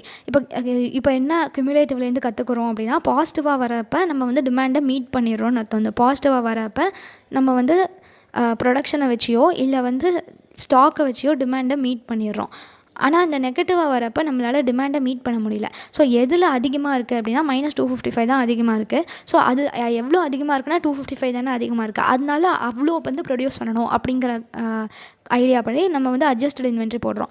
எப்படி போடுவோம்? கியூமுலேட்டிவ் இன்வென்ட்ரி ப்ளஸ் இந்த 255 அதை ஆட் பண்ணோன்னா நமக்கு இந்த வேல்யூஸ்லாம் வந்து கிடைக்கிது. அப்புறம் காஸ்ட் ஆஃப் கேரிங் இன்வென்ட்ரி வந்து ஆல்ரெடி கொஸ்டினில் 50 வந்து கொடுத்துருக்காங்க, ஒரு யூனிட்க்கு 50 ரூபான்ட்டு. ஸோ அந்த 50 இன்ட்டு இந்த அட்ஜஸ்டட் இன்வென்ட்ரி போட்டோன்னா நமக்கு காஸ்ட் ஆஃப் கேரிங் இன்வென்ட்ரி வந்து கிடச்சிருது. ஸோ அவ்வளோதான் பிளான் 2. நெக்ஸ்ட்டு பிளான் 3 வந்து subcontracting. So plan 3 subcontracting. சப்கான்ட்ராக்டிங்கில் என்ன பண்ணுவோம் அப்படின்னா, டிமாண்ட் வந்து எதில் கம்மியாக இருக்கோ அதை தான் நம்ம ப்ரொடியூஸ் பண்ணுவோம், மீதி இருக்கிறத சப்கான்ட்ராக்ட் பண்ணுவோம். ஸோ அது எப்படி சொல்லலாம், ப்ரொடக்ஷன் வந்து எவ்வளோ அப்படின்னா டிமாண்ட் எவ்வளோ கம்மியாக இருக்குது, மினிமம் டிமாண்டு தான் நம்ம ப்ரொடியூஸ் பண்ணுவோம், மினிமம் டிமாண்டு. அப்போ மீதி என்ன பண்ணுவோம், ரிமைனிங்கை வந்து சப்கான்ட்ராக்ட் பண்ணிடுவோம். ஸோ டிமாண்ட் வந்து எதில் கம்மியாக இருக்கோ அதை தான் நம்ம ப்ரொடியூஸ் பண்ணுவோம், மீதியை வந்து சப்கான்ட்ராக்ட் பண்ணிடுவோம், இன்னொரு கம்பெனிகிட்ட நீங்கள் ப்ரொடியூஸ் பண்ணி கொடுங்க அப்படின்ட்டு சொல்லிடுவோம். ஸோ குவார்ட்டரையும் டிமாண்டையும் இப்போ போன இதுலேருந்து காப்பி பேஸ்ட் பண்ணிக்கலாம். ஸோ அதில் எது கம்மியாக இருக்குது, டிமாண்டில் 200 தானே கம்மியாக இருக்குது. ஸோ 200 மட்டும் தான் நம்ம ப்ரொடியூஸ் பண்ணுவோம், மீதியாக சப்கான்ட்ராக்ட் பண்ணிடுவோம். ஸோ ப்ரொடக்ஷன் வந்து எப்படி கண்டுபிடிக்கணும், எது கம்மியாக இருக்கோ அதுதான் ப்ரொடக்ஷன்.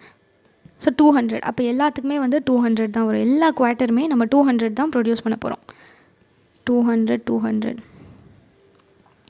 200 200 எவ்வளோ அதை சப்கான்ட்ராக்ட் பண்ண போகிறோன்னா எக்ஸஸாக இருக்கிறது, அந்த 200 தாண்டி எவ்வளோ வந்தாலும் அதை நம்ம சப்கான்ட்ராக்ட் பண்ணிடலாம். ஸோ அது எப்படி கண்டுபிடிக்கிறதுனா, சப்போஸ் நம்ம இதை ஏன்னு வச்சு இதை பின்னு வச்சோம், இதை சின்னு வச்சோன்னா பி மைனஸ் சி தான் வந்து excess. Okay, so b minus c தான் வந்து d. So d is equal to b minus c. So 270 இருக்குது, நம்ம எவ்வளோ ப்ரொடியூஸ் பண்ணால் 200 தான் ப்ரொடியூஸ் பண்ணோம். இப்போ 70 சப்கான்ட்ராக்ட் பண்ணுவோம். 220 minus 200 20, 470 minus 200 270, 670 minus 200 470, 450 minus 200 250, 270 minus 200 70. இது 2 மாதிரி இருக்கா? Okay, 70 200 minus 200 0, 370 minus 200 170. இப்போ இதுக்கான காஸ்ட் வந்து எவ்வளோ, சப்கான்ட்ராக்ட் பண்ணுறதுனால நமக்கு வரக்கூடிய காஸ்ட் எவ்வளோ. ஸோ கொஸ்டினில் காஸ்ட் ஒரு யூனிட்க்கு எவ்வளோ காஸ்ட் அப்படிங்கிறத கொடுத்துருப்பாங்க. ஸோ எவ்வளோ கொடுத்துருக்காங்க கொஸ்டினில், 100 per unit if subcontract net கொடுத்துட்டாங்க. அப்போ ஒரு யூனிட் சப்கான்ட்ராக்ட் பண்ணால் 100 ஆகும். நம்ம வந்து இந்த எக்ஸஸ் யூனிட்ஸை சப்கான்ட்ராக்ட் பண்ண போகிறோம். ஸோ இதை எப்படி கண்டுபிடிக்கணும்? 100 into D. 70 into 100 வந்து 7000, 20 into 100 2000, 270 into 100 வந்து 27000, 470 into 100 47000, 250 into 100 25000, 70 into 100 7000, 0 into 100 0, 170 into 100 வந்து 17000. இது எல்லாத்தையும் ஆட் பண்ணால் 1,32,000 கிடைக்கும். ஸோ அவ்வளோதான், சப்கான்ட்ராக்டிங் ஈஸி. ஸோ இந்த 3 பிளான்லேயும் உங்களுக்கு பிளான் 2 வேணும்னா கொஞ்சம் குழப்புற மாதிரி இருக்கலாம். ஆனால் நீங்கள் அதை நல்லா புரிஞ்சிட்டிங்கன்னா அதுவும் ஈஸி தான். ஸோ இந்த சம் வந்து அவ்வளோதான். இப்போ நெக்ஸ்ட் சம் போகலாம். நெக்ஸ்ட் சம் போகிறதுக்கு முன்னாடி நம்ம என்ன பண்ணணும்னா, இந்த 3 லெவலையும் சம்மரைஸ் இந்த 3 பிளானையும் சம்மரைஸ் பண்ணுற மாதிரி ஒரு டேபிள் வந்து போடணும். ஸோ சம்மரி டேபிள் அப்படிங்கிற மாதிரி போட்டு இந்த 3 பிளான்லையே எது வந்து சூஸ் பண்ணால் நம்மளுக்கு காஸ்ட் வந்து கம்மியாகும் அப்படிங்கிற மாதிரி போடணும். ஓகே, ஸோ இது 6 தான் இப்படி போட்டிருக்கேன். ஓகே, சம்மரி டேபிள்னு போட்டு plan total cost, plan 1 2 3. So third பிளானோட காஸ்ட் வந்து இப்போ தான் போட்டோம், 1,32,000. பிளான் 1 and 2ஓட காஸ்ட் வந்து பிளான் 1க்கு வந்து 1,97,000, 2க்கு வந்து 96,500. ஸோ 1,97,000, 96,500. இப்போ நீங்கள் என்ன பண்ணணுன்னா, therefore plan 2 has least cost. இந்த மூணுத்துலையுமே பிளான் 2க்கு தானே கம்மி. ஸோ அதை வந்து எழுதணும், 1,97,000. Okay, so plan 2 has least cost அப்படின்னு எழுதணும். ஸோ அவ்வளோதான் இந்த சம். இப்போ நெக்ஸ்ட் சம் போகலாம். ஸோ நெக்ஸ்ட் கொஸ்டின் வந்து a firm has developed the following forecast unit அப்படின்னு கொடுத்துருக்காங்க. மந்த்து கொடுத்துருக்காங்க, ஃபோர்காஸ்டட் டிமாண்ட் வந்து கொடுத்துருக்காங்க. அப்புறம் ஒரு மாதத்தில் எவ்வளோ ப்ரொடக்ஷன் டேஸ் இருக்குது அப்படிங்கிறத கொடுத்துருக்காங்க. ஸோ இதில் நிறைய சப்டிவிஷன்ஸ் இருக்குது. ஸோ ஒன்று ஒன்றா நம்ம பார்க்கலாம். So month, forecasted demand, production days கொடுத்துருக்காங்க. So first one, prepare a chart showing the daily demand requirements. So daily demand வந்து எவ்வளோ அப்படிங்கிறத கேட்டிருக்காங்க. ஸோ இதை எப்படி கண்டுபிடிக்கணும் அப்படின்னா, ஜான்வரின்னு இருக்குது. இப்போ 220ங்கிறது ஜான்வரிக்கு ஃபுல்லாக. அப்போ ஒரு நாளைக்கு எவ்வளோ? 220 டிவைட் பை 22. கரெக்டாக நான் சொல்கிறது புரியுதா? ஸோ 220ங்கிறது 4 ஹோல் மந்த்துக்கு. அவங்க வந்து டெய்லி டிமாண்ட் ரெக்குவயர்மெண்ட்னா ஒரு நாளைக்கு எவ்வளோன்னு கேட்டிருக்காங்க. அப்போ 220 ஒரு நாளைக்குன்னா மொத்தம் எத்தனை நாள் இருக்குது? 22. அப்போ 220 டிவைடட் பை 22 போட்டோன்னா ஒரு நாளைக்கு எவ்வளோங்கிறது தெரிஞ்சிடும். அதே மாதிரி இப்போ எல்லாத்துக்கும் போடணும், அவ்வளோதான். ஸோ நான் கொஸ்டினில் கொடுத்துருக்கிறத அப்படியே எழுதிட்டேன். ஓகே, இப்போ டெய்லி டிமாண்ட் எப்படி கால்குலேட் பண்ணணும்? இந்த ரெண்டுத்தையும் டிவைட் பண்ணணும். ஸோ இந்த ஏபி எழுதிக்கலாம். இது ஏ, இது பி, இது சி. அப்போ டி எப்படி கால்குலேட் பண்ணணும்? B divided by c. So இந்த 22 டேஸுங்கிறது 220 டிமாண்டு. இந்த மொத்தமாக ஒரு மாதத்தில் 22 ப்ரொடக்ஷன் டேஸ் இருக்குது. அந்த 22 ப்ரொடக்ஷன் டேஸில் டிமாண்ட் வந்து 220 இருக்குது. அப்போ ஒரு நாளைக்கு எவ்வளோ இருக்குன்னா, 220 டிவைட் பை 22 போட்டோன்னா 10, 90 டிவைட் பை 18 வந்து 5, 210 டிவைட் பை 21 10, 396 டிவைட் பை 22 18. அதே மாதிரி டிவைட் பண்ணி போட்டுக்கோங்க. ஸோ 700 டிவைட் பை 20 வந்து 35, 378 டிவைட் பை 21 வந்து 18, 220 divide by 22 10, 200 divide by 20 10, 115 divide by 23 5, 95 divide by 19 5, 260 divide by 20 வந்து 13. ஸோ அவ்வளோதான் subdivision A. Next subdivision B. Subdivision B வந்து determine the production rate required to meet average demand. So இது என்னென்னா, average demand first calculate பண்ணணும், அப்புறம் number of days calculate பண்ணணும். அதை ரெண்டுத்தையும் டிவைட் பண்ணோன்னா ப்ரொடக்ஷன் லெவல் கிடச்சிரும். போன கொஸ்டினில் போட்டோம்ல அதே மாதிரி தான். ஸோ மொத்தமாக டிமாண்ட் இருக்குது 220 ப்ளஸ் 2 இது எல்லாத்தையும் ஆட் பண்ணணும். 220 plus 90 plus 210 plus 396 plus 616 plus 700 plus 378 plus 220 plus 200 plus 115 plus 95 plus 260 போட்டோன்னா 3,500 கிடைக்கும். அதே மாதிரி நம்பர் ஆஃப் டேஸ்லாம் ஆட் பண்ணணும். 22 18 21 22 22 20 21 22 20 23 19 20 இதெல்லாம் ஆட் பண்ணால் 250 கிடைக்கும். இப்போ மொத்தமாக 3,500 இருக்குது. மொத்தமாக டேஸ் வந்து 250 இருக்குது. இது ரெண்டுத்தையும் நம்ம டிவைட் பண்ணோன்னா அந்த ஆவரேஜ் ரேட் வந்து கிடைக்கும். ஸோ ஆவரேஜ் ப்ரொடக்ஷன் ரேட் வந்து எவ்வளோன்னு கேட்டிருக்காங்க. ஸோ இதை வந்து போன பேஜில் எழுதிக்கலாம். ஸோ ஆவரேஜ் நான் எல்லாமே ஷார்ட்டில் எழுதுகிறேன், நீங்கள் வந்து எக்ஸாமில் எழுதும் போது ஃபுல்லாக எழுதிக்கோங்க. Is equal to 3,500 divided by 250 14 கிடைக்கும். அப்போ ஒரு நாளைக்கு 14 யூனிட்ஸ் நம்ம ப்ரொடியூஸ் பண்ணணும். ஓகேவா? ஸோ அவ்வளோதான் second subdivision. Next subdivision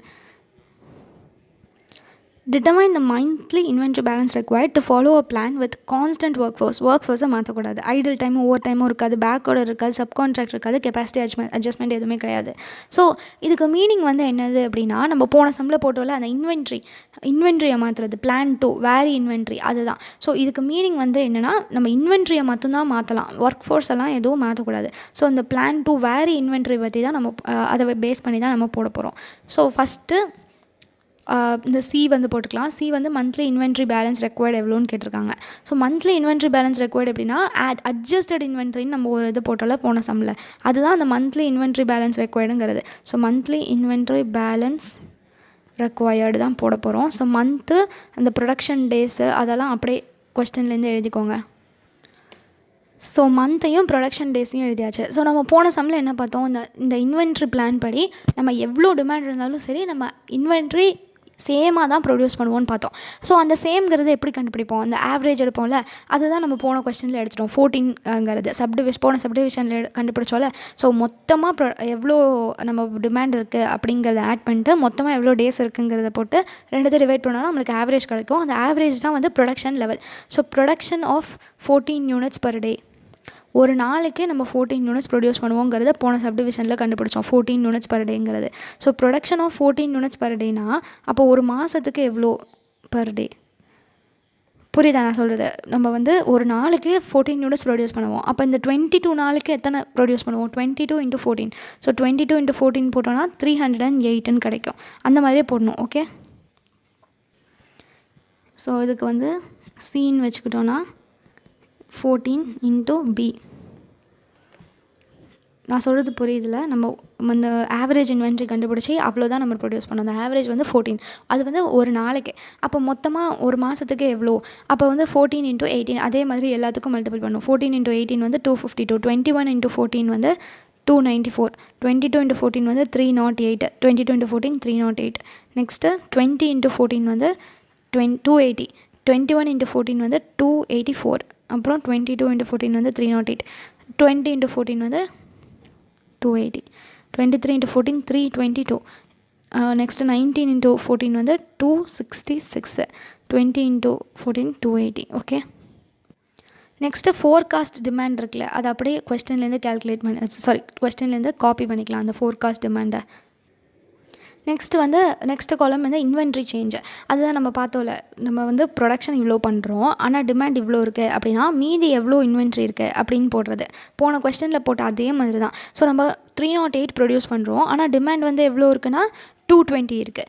so 308 - 220 அப்படின்னா 88 வருது. ஸோ நம்ம வந்து என்ன தான் 320 யூனிட்ஸ் ப்ரொடியூஸ் 320 என்ன தான் 308 யூனிட்ஸ் ப்ரொடியூஸ் பண்ணாலும் நம்மளுடைய டிமாண்ட் வந்து எவ்வளோ இருக்குது, 220 தான் இருக்குது. ஸோ மீதி இருக்கிற இந்த 88 யூனிட்ஸ் வந்து நம்ம ஸ்டாக்கில் வச்சுக்குவோம். அதுதான் இதுக்கான அர்த்தம். அதே மாதிரி 252 - 90. ஸோ இது எப்படி போடணும், இதை வந்து டின்னு வச்சுக்கலாம். So E = C - D.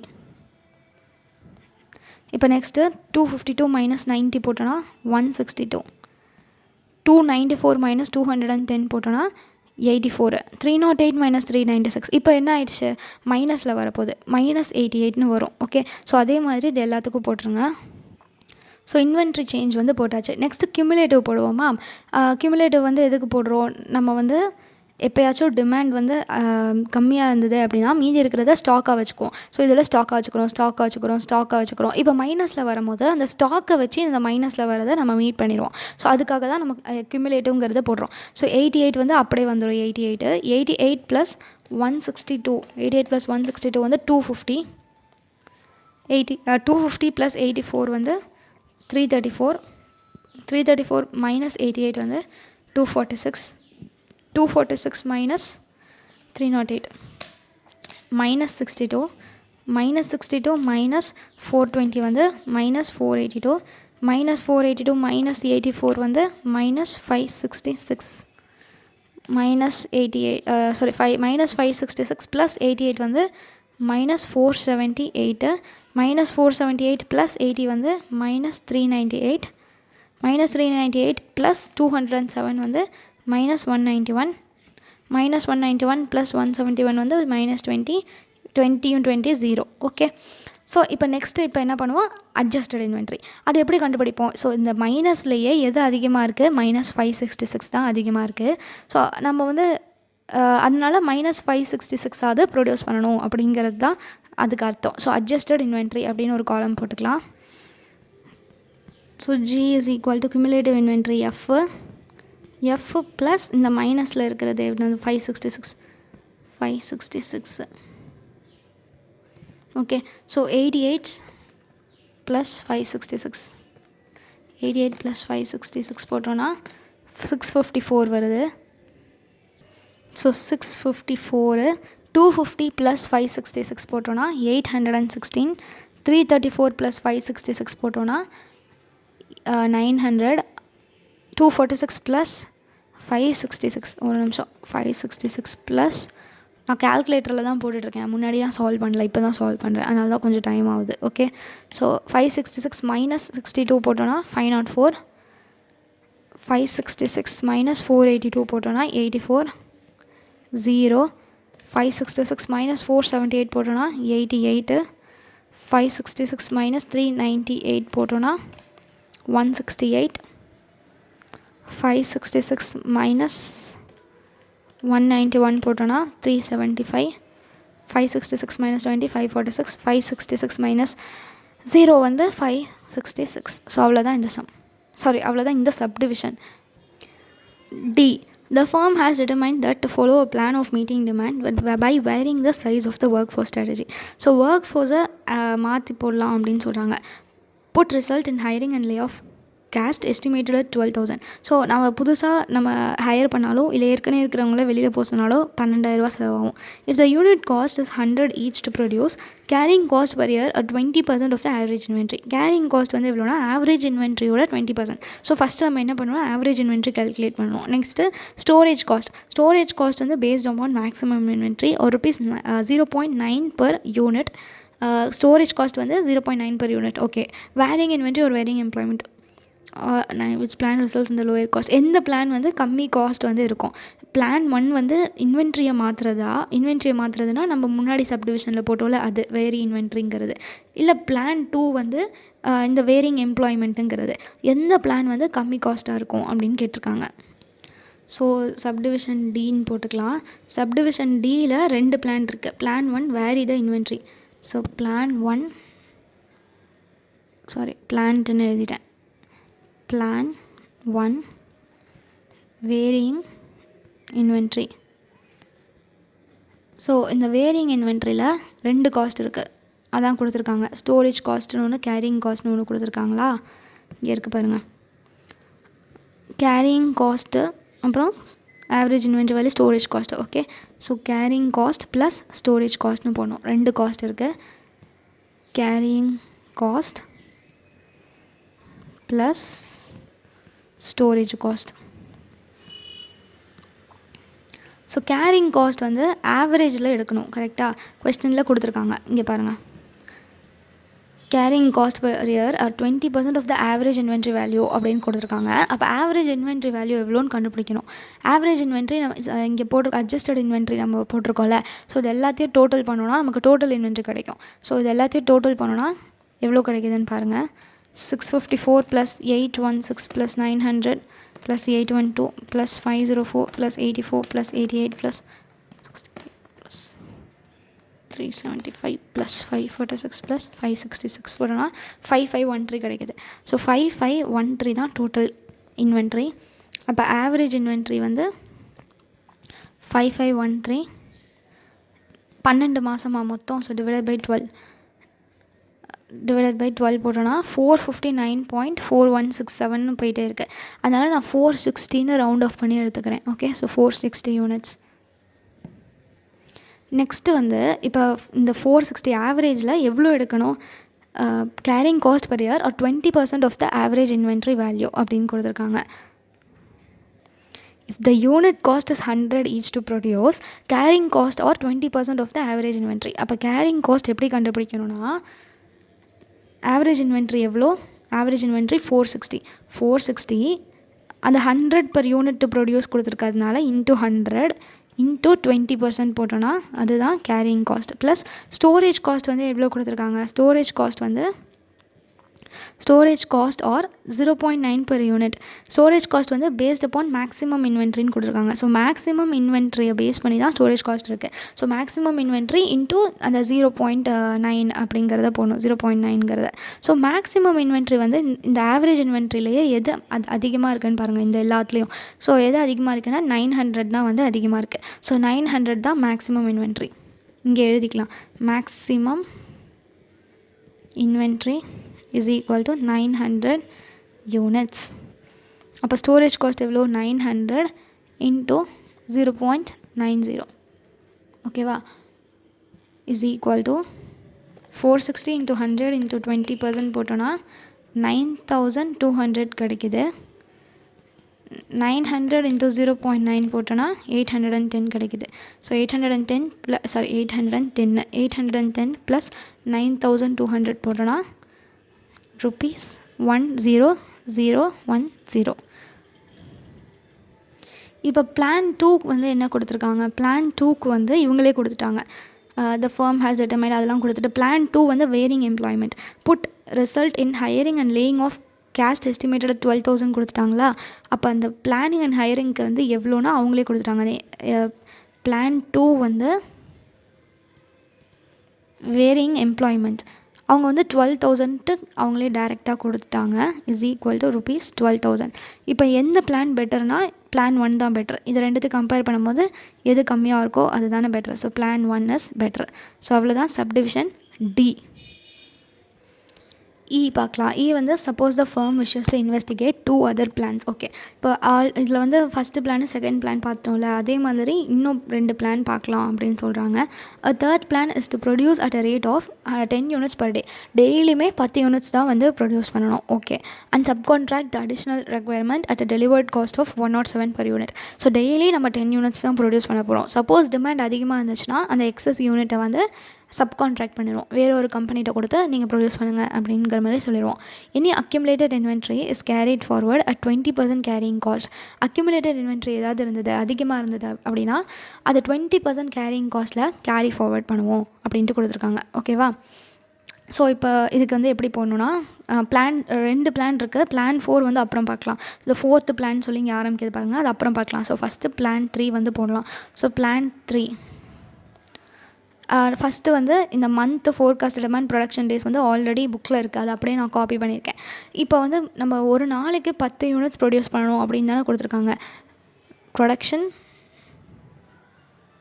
அப்படின்னு போட்டுக்கோங்க. ஸோ ஒரு நாளைக்கு நம்ம 10 யூனிட்ஸ் ப்ரொடியூஸ் பண்ணணும் அப்படின்னா மொத்தமாக எவ்வளோ ப்ரொடியூஸ் பண்ணணும் அப்படிங்கிறத போடணும். So d is equal to 10 into C. அவங்க வந்து 10 per unitsனு டெய்லி 10 யூனிட்ஸ் ப்ரொடியூஸ் பண்ணணும்னு சொல்லிட்டாங்க. அப்போ 220னா 22 டேஸ்க்கு 220 யூனிட்ஸ், 18 டேஸ்க்கு 118 யூனிட்ஸ், அப்புறம் 210, அப்படியே இன்ட்டு 10 மட்டும் பண்ணுறேன். ஓகேவா, 220 into 220 200 210 220 200 230 190 200. Okay, next column change in inventory அப்படின்னு போடணும். So change in inventory. So change in inventory எப்படி போடுவோம், அந்த ஃபோர்காஸ்டட் டிமாண்டையும் இந்த ப்ரொடக்ஷனையும் மைனஸ் பண்ணுவோம். So b minus D.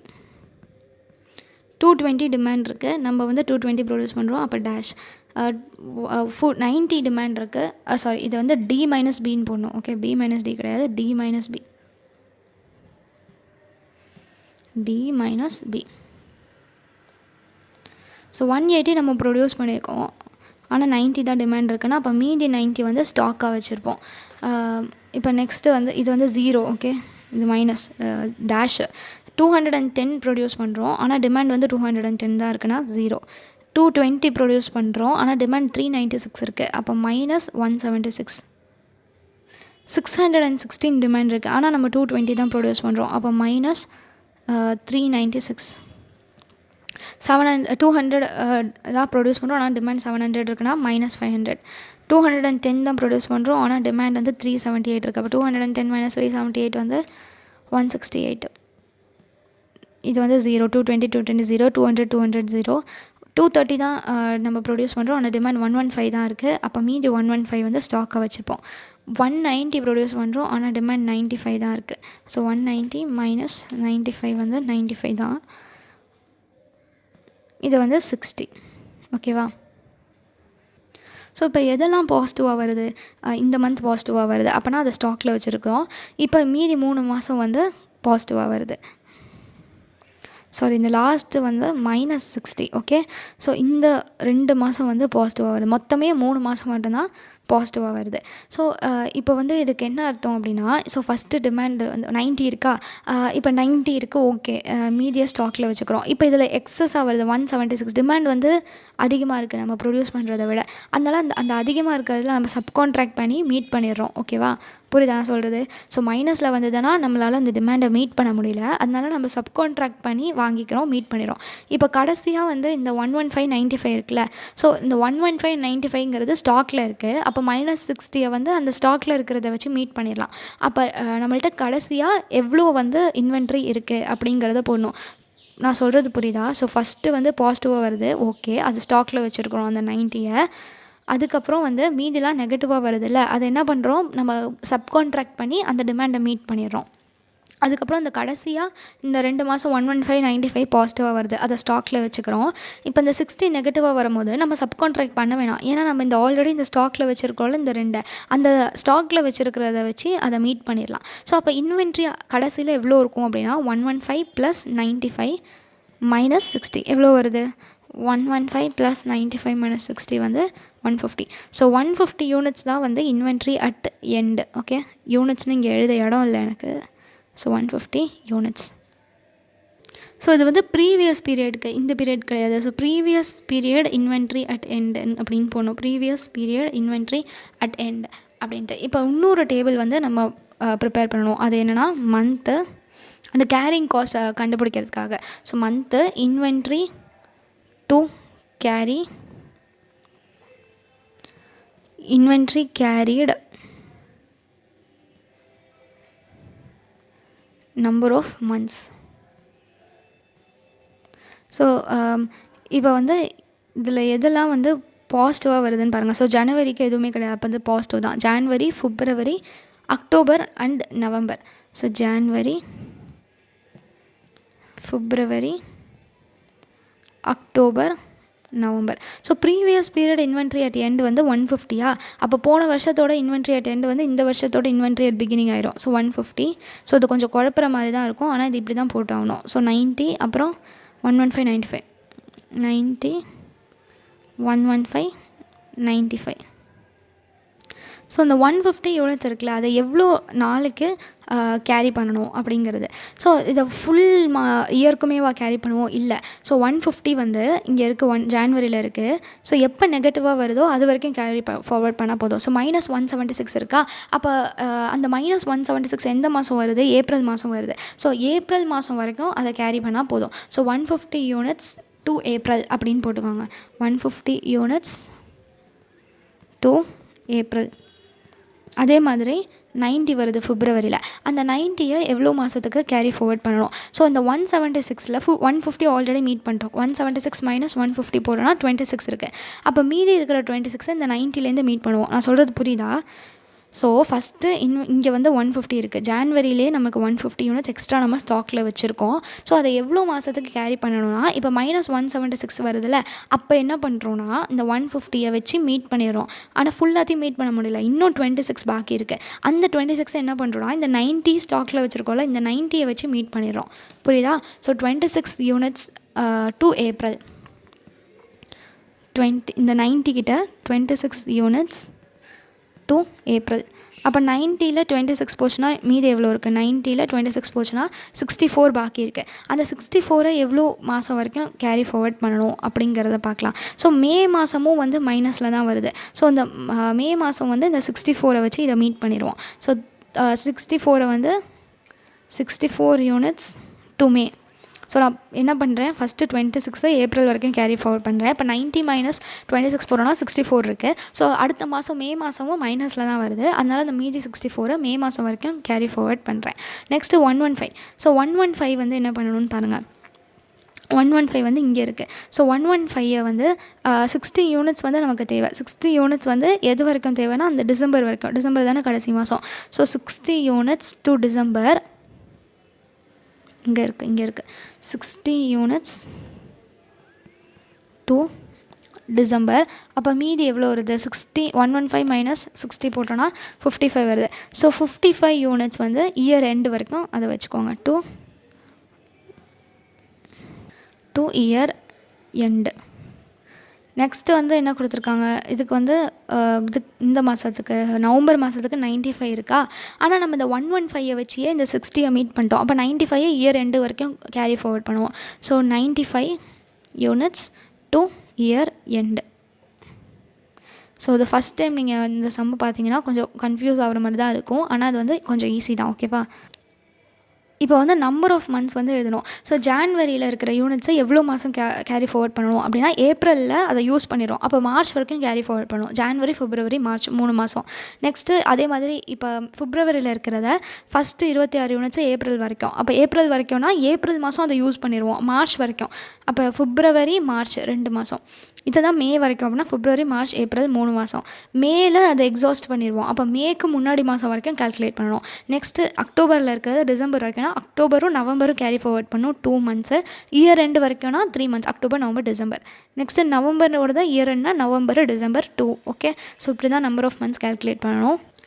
Next வந்து காஸ்ட் எவ்வளோ அப்படிங்கிறத கண்டுபிடிக்கணும். ஸோ கேரிங் காஸ்ட் எவ்வளோ கொடுத்துருக்காங்கன்னா கொஸ்டினில் போய் பார்க்கலாம். இ தானே. இயில் கேரிங் காஸ்ட் வந்து 20% கேரிங் காஸ்ட் கொடுத்துருக்காங்க. அப்போ அந்த 20% எதில் கேல்குலேட் பண்ணணும்னா ப்ரொடக்ஷனுக்கு எவ்வளோ காஸ்ட் ஆகுது அப்படிங்கிறது. ஸோ இங்கே போட்டிருக்காங்க பாருங்கள், ₹100 ஈச் டு ப்ரொடியூஸ். அப்போ 100ல் தான் அந்த 20% கேல்குலேட் பண்ணணும். அப்போ கேரிங் காஸ்ட் எப்படி போடணுன்னா இங்கே போடுறேன். Okay, so carrying cost is equal to production cost வந்து 100. So 100 into 20%. 100 இன்ட்டு 20%ங்கிறது ஒரு வருஷத்துக்கு வரும். ஆனால் நமக்கு வந்து ஒரு மாதத்துக்கு வேணும். So divided by 12. 100 into 20% divided by 12 போட்டோன்னா 1.6666ன்னு போது. அது 1.67ன்னு வச்சுக்கலாம். ஸோ ₹1.67 வந்து இங்கே வைக்கணும் point. So 1.67 per month. 1.67 per month. இங்கே எழுத எனக்கு இடம் இல்லை. ஓகே, அப்படின்னா இதை எப்படி கேல்குலேட் பண்ணோன்னா 150 யூனிட்ஸ் இருக்குது. So 150 into 3 into 1.67 is equal to 750 அப்படின்னு போடணும். அதே மாதிரி 26 இன்ட்டு 2 இன்ட்டு 1.67 போட்டிங்கன்னா 86.84. அப்போ அது 87ன்னு வச்சுக்கலாம். 64 இன்ட்டு 3 இன்ட்டு 1.67 வந்து 320.64. அது 320ன்னு வச்சுக்கலாம். இதே மாதிரி போடணும். 60 இன்ட்டு 2 இன்ட்டு 1.67 வந்து 200. 55 இன்ட்டு 3 இன்ட்டு 1.67 வந்து 275. 95 இன்ட்டு 2 இன்ட்டு 1.67 வந்து 317. இப்போ இது எல்லாத்தையும் ஆட் பண்ணி போடணும். So 750 plus 87 plus 320 plus 200 plus 275 plus 317 போட்டோன்னா 1949 வருது. ஸோ 1949 தான் வந்து டோட்டல் இன்வென்ட்ரி கேரிங் காஸ்ட்டு. இப்போ இந்த சப்டிவிஷன் இன்னும் முடியல. ஸோ இந்த ஈக்கு வந்து என்ன கொடுத்துருக்காங்கன்னா சப்கான்ட்ராக்ட் பண்ணுறதோட காஸ்ட் வந்து 107ன்னு கொடுத்துருக்காங்க. ஸோ இப்போ இந்த 107ஐயும் நம்ம வந்து எடுக்கக்கூடாது.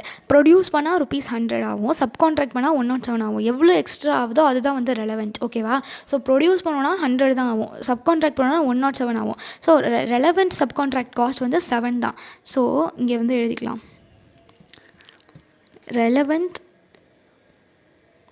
subcontract cost is equal to 107 வந்து சப்கான்ட்ராக்ட் பண்ணால் 100 வந்து ப்ரொடியூஸ் பண்ணால் இஸ் ஈக்குவல் டு ₹7 தான். இப்போ வந்து எவ்வளோ சப்கான்ட்ராக்ட் பண்ணால் காஸ்ட் ஆகுது அப்படிங்கிறத போடணும். Subcontract cost is equal to நம்ம எவ்வளோ யூனிட்ஸ் ப்ரொடியூஸ் பண்ணலான்ட்டு இருந்தோம்.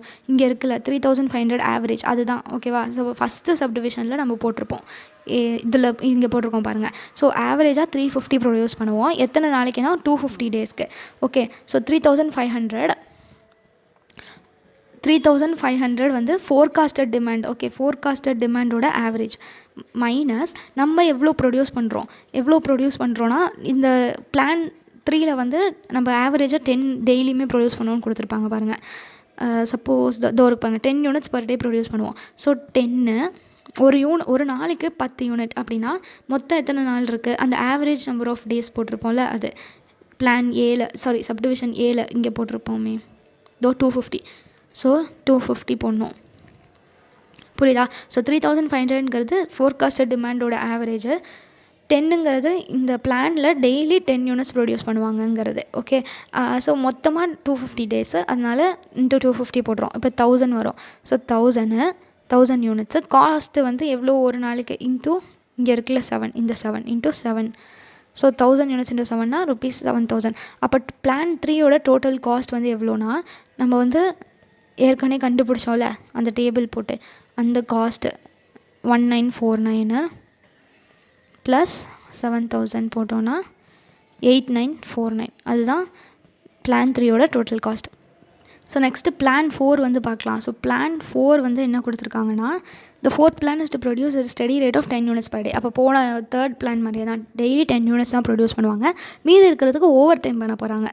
ஓவர் டைமுக்கு 10 per unit premium. Accumulated inventory is again carried forward at 20% per cost. அப்போ இன்வென்ட்ரியோட ட்ரீட்மெண்ட் வந்து அதே தான். ஸோ டெய்லி 10 யூனிட்ஸ் ப்ரொடியூஸ் பண்ணுவாங்க. அக்யூமுலேட்டட் இன்வென்ட்ரி வந்து 20% ஆஃப் த காஸ்ட்டில் தான் கேரி பண்ணுவாங்க. இதில் வந்து ஓவர் டைம் ப்ரீமியம் மட்டும் ₹10. அது மட்டும் தான் டிஃப்ரென்ஸ் பிளான் 4ல். பிளான் 4ல் ஓவர் டைம் மட்டும்தான் டிஃப்ரென்ஸ். ஸோ ஓவர் டைம் எவ்வளோ யூனிட்ஸ்க்கு ஓவர் டைம் பண்ணணும்னா, நம்ம போனதில் போட்டோம்ல அதே தான், அந்த 1000 யூனிட்ஸ்னு வரும்ல அதே தான் வந்து போடணும். ஓகே, ஸோ இது அப்படியே இங்கே போட்டுடலாம். சப்கான்ட்ராக்ட் பண்ணுறதுலாம் ஓவர் டைம் காஸ்ட்னு போட போகிறோம், அவ்வளோதான். ஓகே, ஒரு யூனிட்க்கு அந்த ₹10 ப்ரீமியம் கொடுத்துருந்தாங்களே, ஸோ 1000 இன்ட்டு 10 போட்டோன்னா 10,000 ஆகும். ஓகே, ஸோ அப்போ டோட்டல் காஸ்ட் பிளான் 4ஓட டோட்டல் காஸ்ட் வந்து எவ்வளோனா, அந்த டேபிள் ஆல்ரெடி போட்ட 1949, ஏன்னா இன்வென்ட்ரி அதே தான் வரும், அதனால் நான் இன்வென்ட்ரிக்கு இன்னொரு தடவை போடல. ஸோ 1949 ப்ளஸ் 10,000 போட்டோன்னா 11,949. ஸோ அவ்வளோதான் பிளான் 4. இப்போ நெக்ஸ்ட்டு என்ன கேட்குறாங்கன்னா, இது சப்டிவிஷன் 4ல் compare 4 plans, comment which plan gives the minimum cost. இது வந்து ஈஸியாக நீங்களே போட்டுடலாம், அதனால் நான் அதை போட்டு காமிக்கல. ஸோ பிளான் 1, பிளான் 2, பிளான் 3 நம்ம போட்டோம்ல, அது மூணுத்தையோட டோட்டல் காஸ்ட்டை கம்பேர் பண்ணி எது கம்மியாக இருக்கோ அதுதான் பெட்டர்னு போடணும். ஸோ அவ்வளோதான் இந்த யூனிட். ஸோ இந்த யூனிட் எனக்கு வீடியோ எடுக்கிறதுக்கு ரொம்ப நேரம் ஆச்சு. ஸோ அதனால் உங்கள் ஃப்ரெண்ட்ஸ்டெல்லாம் ஷேர் பண்ணி, லைக் பண்ணி, கமெண்ட் பண்ணி எல்லாமே பண்ணுங்கள். தேங்க்யூ.